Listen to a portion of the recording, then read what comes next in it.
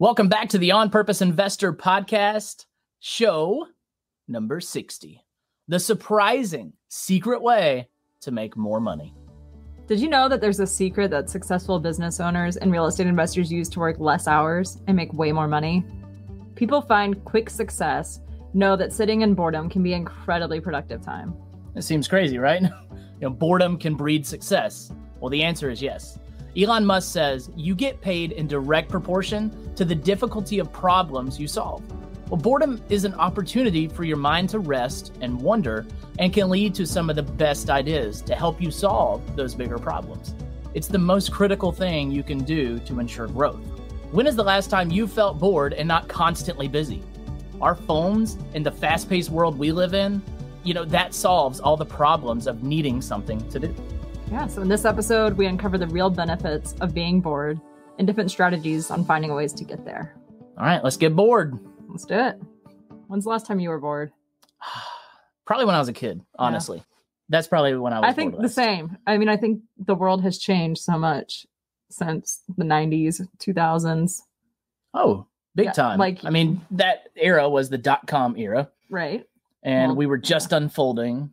Like the interwebs. I mean, I had a Zanga and a MySpace back in the day. We should go look at our MySpaces. Oh boy. I wonder if mine still is playing Fall Out Boy. It wasn't something more angsty than that. No, it was Fall Out Boy. Wow. Sugar, we're going down a swinging. Oh my gosh. But before that, boredom for me it was my life. Yeah, I know. I remember being probably in middle school, and it was summer break. My mom was working. I don't know where my brother was.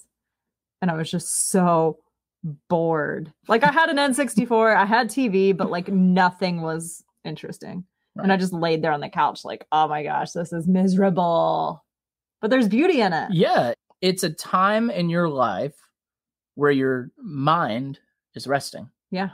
Now, you may be scrambling, trying to fill that space, but your brain really needs it. Right. And your brain needs it to build these neural pathways, right? When you're a kid, like an infant through toddlerism, we're in the toddler impact zone right now, where there is just pure, unorganized, unbridled chaos and emotions. And what is happening is Otto, our toddler, is learning how to build pathways. He stubs his toe and he feels all the pain. Right. His brain's making that connection. Yeah. And he also feels all the other emotions. Maybe he's thirsty. Maybe he's hungry. He just potty trained. Maybe he's got to pee. Maybe he's got to poo. He's got all of these things where he doesn't actually have a subconscious yet. Right. Right. And so all the feelings are there. Yeah. You're driving somewhere you go all the time, and you look up and you're like, oh crap, I'm here. That's because you have a neural pathway, a network built that your subconscious just takes over for a little bit, and your conscious brain just kind of goes off, and you look up and you're like, oh shoot. Like, usually I'm thinking and processing something heavy when that happens to me. You're probably just looking at birds or something. Oh, I'm always looking for deer. Driving down there, I'm like, oh, there's a deer. Oh, there's a deer. There's a squirrel. Oh, but it's actually a deer. He's trying to build that pattern. He doesn't have it yet. Yep. So everything is an emergency in his brain. Every last thing is. And that's where the terrible twos come in. Right. Which is absolutely garbage. Because their brain is on fire. Right. Because they don't have the background core of, oh, I'm thirsty, I get something to drink. Right. I'm hungry, I get something to eat. I got to pee, I go to the bathroom. I feel sad, I address it or cry, or they feel all of that all at once, and their mind is on fire. Yeah. And so they're constantly chaotic. Right. So they don't feel boredom because they're building their brain. Right. And I think we have gotten with phones in particular and TV and all. Think about it. You used to have to watch commercials. So what'd you do during commercials? You get up and go to the bathroom during it, or you'd hurry up and make a bag of popcorn. Right. Or you do something to fill that space with. Right. But now we don't have commercials. So we're just constantly taking in media. Yep. And then we have our phones. Then you're standing in line at the grocery store and everyone's on their phone. Everyone's just standing there being present and taking in what's around them. Looking at other people, or looking at the tabloids, or just taking in the world around them. Yeah. We're always consuming. Right. So with that, I think we don't give our brains an opportunity to just be. Right. And to think and process. And right. We're just constantly filling our heads. And I mean, I know for me, I numb out with some stupid games. I'm playing this like color sort thing right now. Yeah. It's a little mindless, right? It is. And it kind of satisfied this boredom, fill the space. Yeah. But do you feel like it also gives you an opportunity to let your mind rest? In some ways, but I think I need to have true rest with no device. Right. I know we'll get into this more later, but like doing a meditation, the whole thing of like sitting there and like feeling the warm energy fill you from that doesn't work for me. My head goes everywhere. But if I'm doing a visualization, I'm like here for it. And it's because it's still using your mind, but it's giving your mind a break too. Right. And it being intentional. When I was a kid and I needed to solve my boredom. Yeah. What I would do as like a 8, 10, 12-year-old boy, I would get out a sheet of paper and a pencil and I would draw trucks. I used to draw a really good truck. Oh, yeah. 3-dimensional I've seen some pretty good Big Bear drawings. I've gotten really good at the Big Bear. Yeah. But I would draw trucks or I would go outside. I mean, at my house growing up, it was you got off the school bus, you walk down the 1/4-mile driveway and you get home and, you know, mom says, all right, y'all stay outside till dinner time. Yeah. So we'd throw our book bags on the porch and go play in the woods. But some weekends, my brothers would go to their dad's. My sister would be at a friend's house and it would be just me. And my buddy that lived up the road would be gone to, you know, he'd be away for the weekend. So I would be so bored. Well, and having 3 siblings and a best friend next door, like you always had playmates until that point. Right. So then it's like, shoot, like I got to entertain myself. Yeah. So what I would do is I would just walk around the woods. I really would. We lived on 8 acres growing up in the middle of nowhere, Georgia. And I just walked through the woods and I'd find mushrooms and I'd kick them. But do you think like you got like really good benefits from just walking in the woods? I know I did. Looking back on it, I know in that moment I was like, I'm so bored. I wish I was doing anything else but walking around kicking mushrooms. But looking back on it today, I wish I had the opportunity to walk through the woods and kick mushrooms now. You can, and you can teach the 2-year-old how to pee on pine cones because apparently that's what we do. That's right. But that moment of me walking around kicking mushrooms was an opportunity for my mind to absorb what I learned in school. Right. An opportunity for me to absorb, you know, the different conversations I had with friends at school. Yeah. Or I was in band in middle school. It gave me time to absorb the music I was learning. Right. It was an opportunity for my brain to rest. Right. Even though I felt miserable and bored, my brain was benefiting. Right. Well, I think there's a negative connotation of being bored. And especially now, I think back when we were kids, it wasn't great. But like now it's like we're resistant to any kind of feeling of boredom. But there's so much beauty in it. Right. I mean, Elon Musk says that the level of your income is tied to the problems you can solve. Mm-hmm. That's not a direct quote, but basically, if you can solve bigger problems, you'll get paid more. Mm-hmm. And we see that in our society. Right. And I have realized I can't solve big problems if I'm just constantly doing work. Yeah. Well, you're constantly solving your current problems. Right. There's no opportunity for you to evolve and morph into the next level of you to solve the bigger problems. Right. If you're a single family investor and the problems you solve are all single family related. Right. And you have this vision that you want to own, you know, a hotel or you want to own an apartment. Unless you get bored and give your body and mind the ability to rest and soak in the material that you're trying to learn about these things, you're never going to be able to solve the problems of running a mini door complex. Right. Absolutely. M-A-N-Y, not M-I-N-I. Yes. Well, I know for me, like in the past couple of weeks, first thing in the morning, I get this like intuitive hit of like, here's a podcast episode. And it just comes to me in this like half asleep state. I've also had great instances of that happening. Like when I'm just sitting, sometimes I just sit and just look out the window and things will come to me and I'm like, that's a great idea. Oftentimes I've been driving down the road with no radio. Yeah. No podcast, no radio, just driving, and I let the windows down and the wind blow, and I get incredible, what we call them, downloads. Yeah. Which are ideas or thoughts that are delivered to you to get to the next level. Right. Yeah. I mean, Albert Einstein says that no problem can be solved from the same level of consciousness that created it. Yeah. So handling those bigger problems takes a different level of consciousness. And to achieve that different level of consciousness, you have to get bored. And create space for it. Yeah. Right. And that's the only way you're going to transform into this more successful you. Right. Now, there are absolutely people out there that wait until the iron is hot to strike it. Essentially, they wait for the opportunity to be there for them to level up. And your life may offer you opportunities to level up. But sometimes you have to strike the iron and make it hot to morph it. And by doing that, you have to also allow it to cool and then hit it again and then let it cool. And in those cooling stages, that is your boredom. That is your rest. That is your opportunity for growth. Yeah. I've been learning a lot about quantum leaping. Okay. And it's part of like law of attraction, manifestation, the super woo-woo stuff. But the idea is you can skip steps sometimes.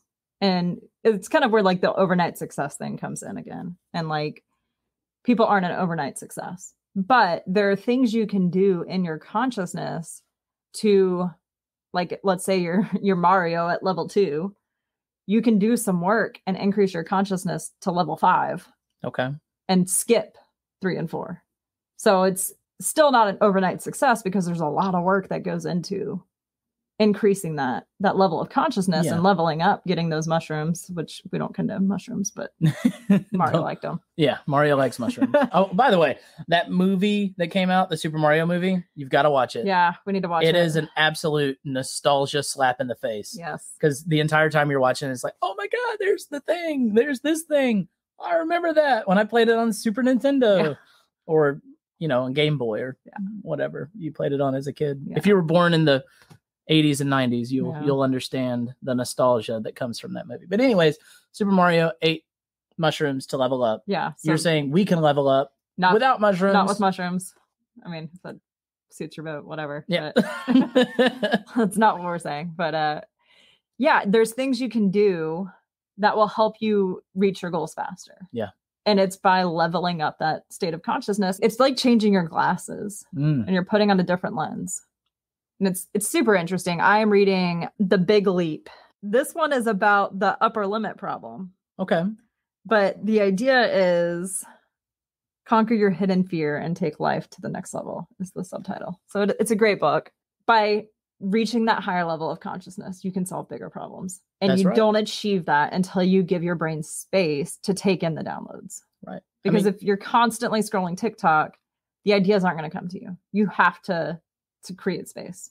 So many successful CEOs, entrepreneurs, like 7, 8, 9-figure earners, they often give interviews. They often go on podcasts or, television shows or whatnot, give interviews.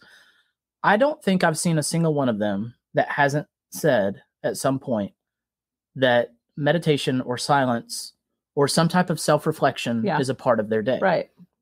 They understand the importance of silence. Right. They understand the importance of boredom. Right. Now, boredom isn't just about, being lonely. It's not about being out of things to do or, about an introvert not being able to get out there and do things. Boredom is simply the absence of something to do. Yeah.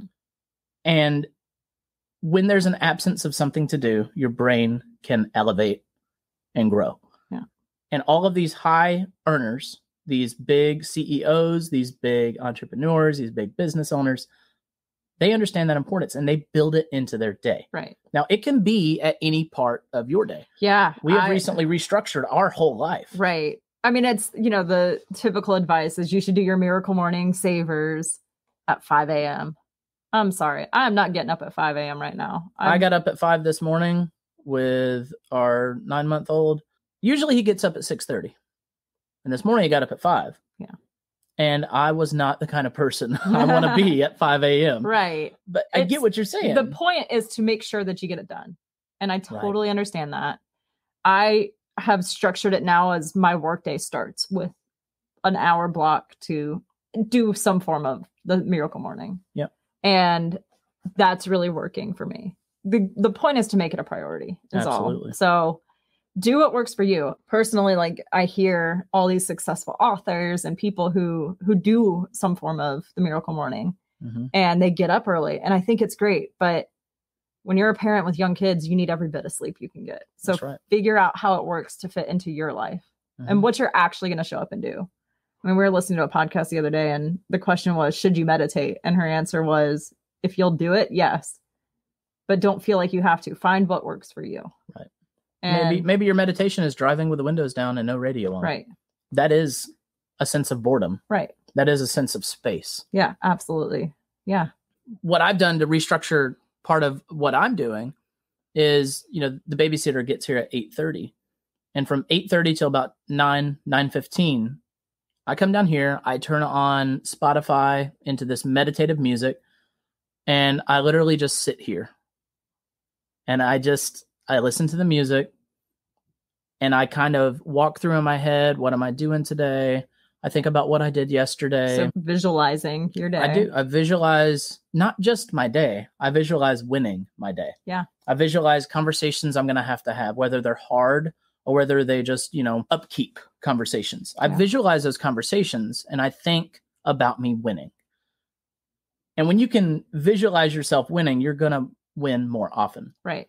If you are visualizing, like maybe you have a hard conversation coming up with a boss or with a spouse or with your children, and all you can really think about going into that conversation is, this is going to turn out awful. They're going to react a certain way.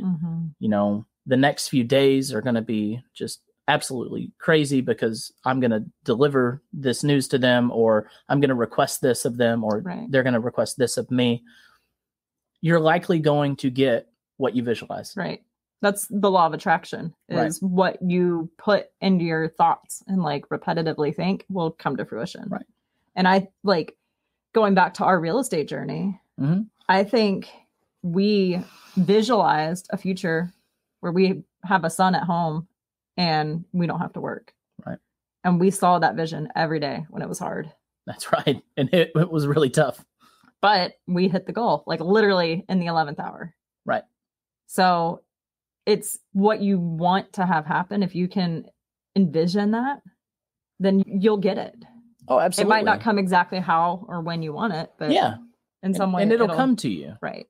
And it seems to always do. Yeah. I know that when I visualize winning, I see winning more often. Now, winning doesn't mean you make a lot of money. Do you play that song? All I do is win, no matter what. No, I don't play the song. You should. I should, yeah. But winning to me is having productive conversations. Like I had lunch with a student of ours yesterday, and going on the drive there, I was kind of visualizing my conversation with him. And my conversation that I wanted to be successful was I wanted to hear him. I wanted to know what he's going through. I wanted to see how I could help. And I just wanted to catch up with somebody that I value. Yeah. And that conversation, that lunch was so positive. And it breeds more positivity. Right. And when you can spread joy and you can spread happiness and you can spread positivity, it's a cancer, but a good cancer. Yeah. It spreads and it grows. So you do want to do that with your boredom. Right. You want to visualize the positivity that's coming. Right. Yeah. I mean, I do a lot of guided meditations and things. And sometimes I'll just do them on my own, not with the audio playing. But yeah, I have realized with doing this, I have so much more space and I feel so much lighter because I'm giving myself the ability to just be. Right. And let the ideas come to me. I mean, I have not put effort into coming up with a podcast topic in weeks. Yeah. Because they just come to me. And some of them do very well. Some of them have not done as well. And we're just constantly taking the information and developing new strategies. But I feel like if an idea comes to me that feels like one of those intuitive downloads, then we have to give it a shot. That's right. But it took providing space for that to come. Absolutely. Yeah. Really interesting seeing it happen. And like, even just in conversations with us, like there have been times you're not conveying something the way I know you want to, and an idea will pop in my head and I'm like, oh, that's what he's trying to say. And then I say that and you're like, yes, that's exactly it. So do you sometimes force into existence the things I'm trying to say? What do you mean? Like, do you make them come to fruition? Like, I know what I'm trying to say. You're not understanding what I'm trying to say. Right. But then you give yourself space to hear what I said and then morph it into what I was really trying to say. Yeah. Am I like hoodoo voodoo magic on you? Ooh. The Force. She's using the Force, y'all. I don't know what you're asking. No, it's just exactly. Maybe it'll come to me later. It'll come to you later. That's right. Yeah. So what's going to change? Well, the biggest thing is you're going to begin to think. You're going to begin to like truly think instead of existing. Right. But you'll begin to think. You'll begin to think about your life instead of solving what's just happening at the moment. You're going to begin to start having really profound ideas. And like I said earlier, we call these downloads. Yeah. But you're not going to receive a download unless you give yourself space to receive it. And then the last thing is you will like being lazy. Yeah. You will start to enjoy that laziness, that boredom feeling. Now, lazy is not bad all the time. You know, being busy for the sake of being busy is such a, you know, it's so bad for you. Right. I mean, I know I want to rebuild a lot of our website and I know I could take that on. But if I do, then I'm not going to be able to show up on the podcast in the way I want. I'm not going to be able to show up for the kids or with you. So I know I need to hire a VA and that'll provide her a great income. Yeah. And I won't have to do it. And I think we get so caught in this needs to be done. I'm just going to do it. Yeah. Instead of outsourcing and creating space. And this is how you wind up scaling and making more money is by giving yourself the space, then you're allowed to think more. Yeah. And then you realize, oh, if I hire somebody else to handle this, then you have even more space. And then you can like truly rest. Like I spent a lot of time yesterday watching a garbage show on Netflix and I was not feeling a high level of energy, but today I feel a lot better. But I feel like if I had pushed through and like forced myself to work, that I'd still feel like crap today. Right. So I'm really trying to pay attention to like energy levels and how I'm feeling and what feels fun. And I think taking the time to sit and be bored, it just creates space to feel. How are you feeling? I mean, so much of our day, we just push through and we don't pay attention to how we're feeling. Yeah. And I think a lot of us are probably burnt out or on our way to it, but have no idea because we just don't take the time to pause. Right. And just check in with ourselves. That's right. And, you know, a lot of people put a lot of focus on being busy for 8 hours a day because that is what the world has told us to do.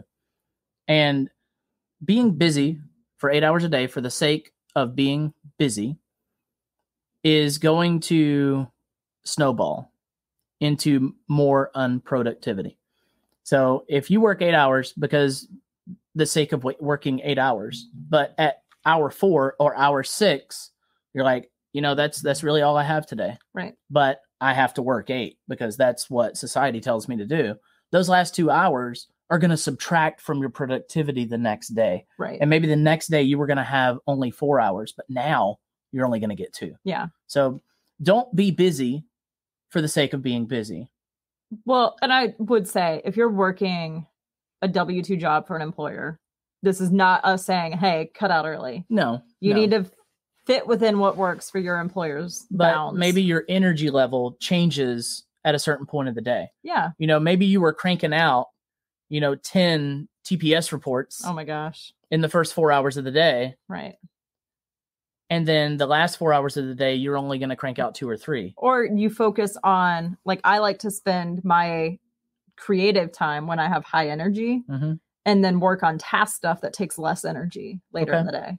Yeah. There's a way to build this structure into your life, no matter what you do. Right.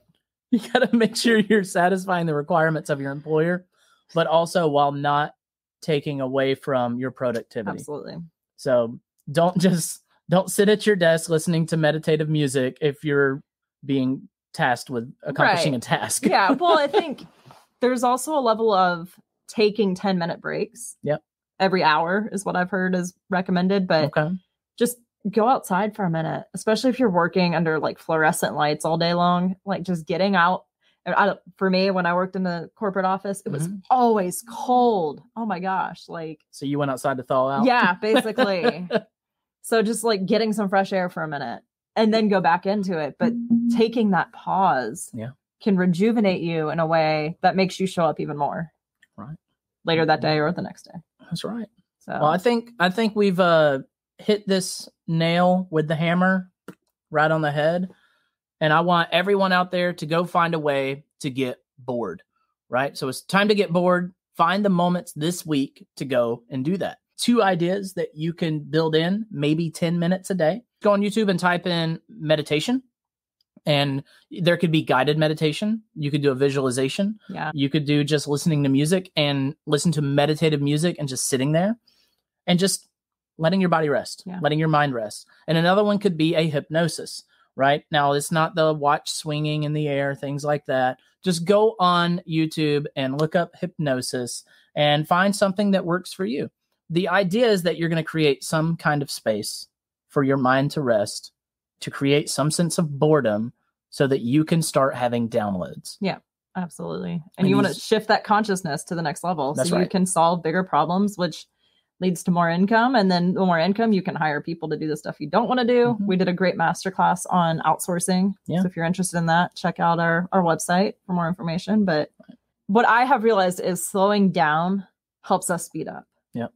And it's so counterintuitive, but we're seeing it in our business, how slowing down and taking more time for rest is leading to way better results. That's right. So all right. It's exciting. That's it. So y'all go get bored. If you want to share what you're doing to get bored, you can join our Facebook group, Investor Connect. If you haven't joined our email list, you can get just notes and tips about the podcast coming out each week. Just go to onpurposeinvestor.com and sign up for the mailing list. We send out a weekly email about the podcast and what we're doing in our life. We also, if you sign up, you can get a copy of the Pathfinders Journey first chapter for free on our website. There we go. So if anything, go get the first chapter of the Pathfinders Journey for free by signing up for our mailing list on www.onpurposeinvestor.com. But otherwise, that's it. Go get bored. I want to thank y'all so much for tuning in today. If you haven't already, consider subscribing to our show. I know many of you may listen regularly, but might not have hit that subscribe button just yet. But don't worry, it's a breeze. It takes about 3 seconds to follow or subscribe on platforms like Spotify, Apple Podcasts, or wherever you're enjoying the show. Your support means the world to us and has been instrumental to the growth of our podcast. We truly appreciate your help in any way, shape, or form. Together, we'll take this show to new heights. Again, thanks for tuning in, and we'll see you next week.